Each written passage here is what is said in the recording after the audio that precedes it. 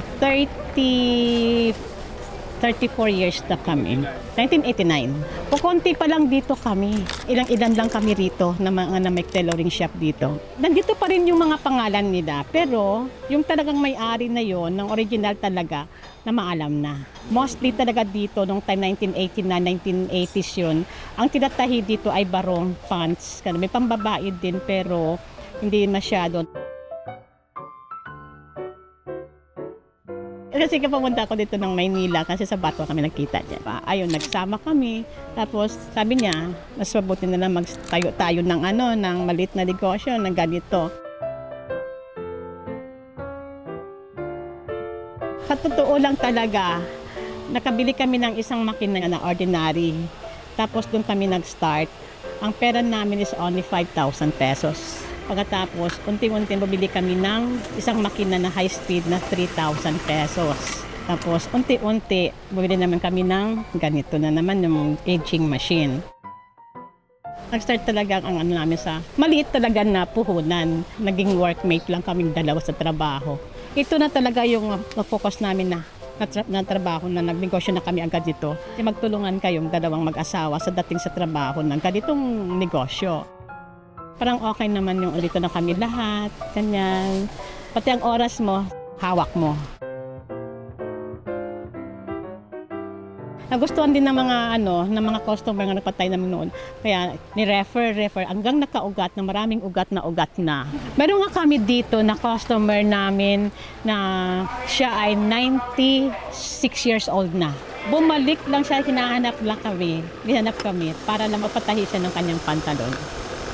Ang dami ng customer na matatanda na pumunta rito na hindi sila nakalabas ng pandemic. Bumalik talaga sila dito.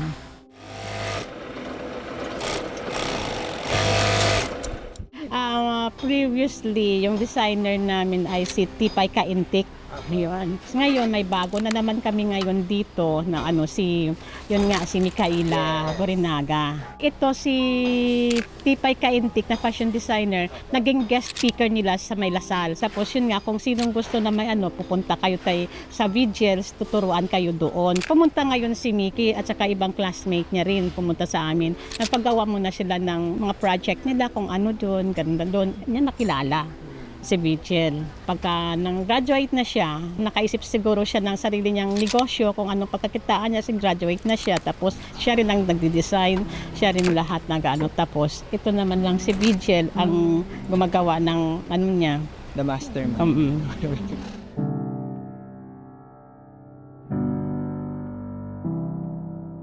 Ang focus talaga namin sa mga anak namin na makatapos sila sa pag-aaral. Ito kunin mo kasi ganito.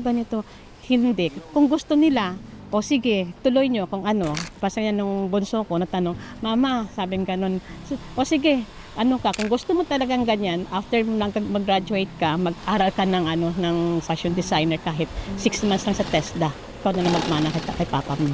Kasi yung mga anak ko naman, ganun nga, nag-graduate sila. Wala naman itong isang anak ko na sa ibang bansa. May sarili din siyang pamilya, may work naman siya.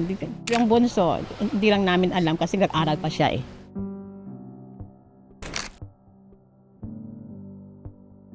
Meron ako dito na isang tao dito dati. Nagpapaturo sa kasamahan niya rin ng mananahi. Nag-start muna siya sa paano kabit ang pulsa. Paano ganon. Hanggang natuto na siya. Ngayon, mananahi na siya. Hindi lang sabi na siya ay naging utusan ko. Nanahi na siya. Dalawa ang naging ko dito na naging mananahi na sila. Ito, working student to. Nanahi siya sa araw, pagkagabi nag-aaral. Maganda talaga, dapat mga bata pa sila, matuto sila ng ganito. Kahit kung hindi sila makapatuloy ng college, ito, pag-ipunan nila to na trabaho. Kasi sa government natin, meron tayong TESDA eh. Diba, ino-offer na yan sa school, diba, lalo sa vocational schools, na mayroong TESDA sila na sewing, diba, dressmaking. Dito ay mabilis yung pagkikitaan, diba? Kung putol-putol lang ng pantalon, putol ng damit, kumita ka na agad within ilang minuto lang. Malaking talaga ang natulong sa amin dito. Napatapos yung anak ko sa college, yung panganay, ganun lahat.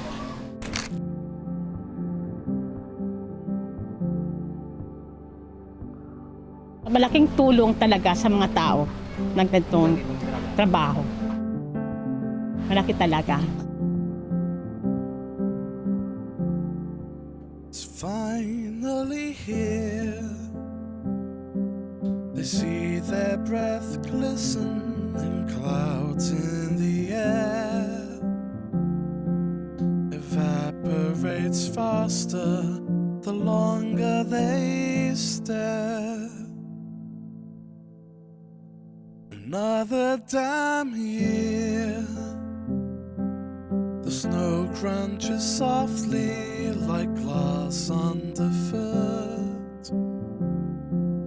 The time since they knocked makes it hard to stay.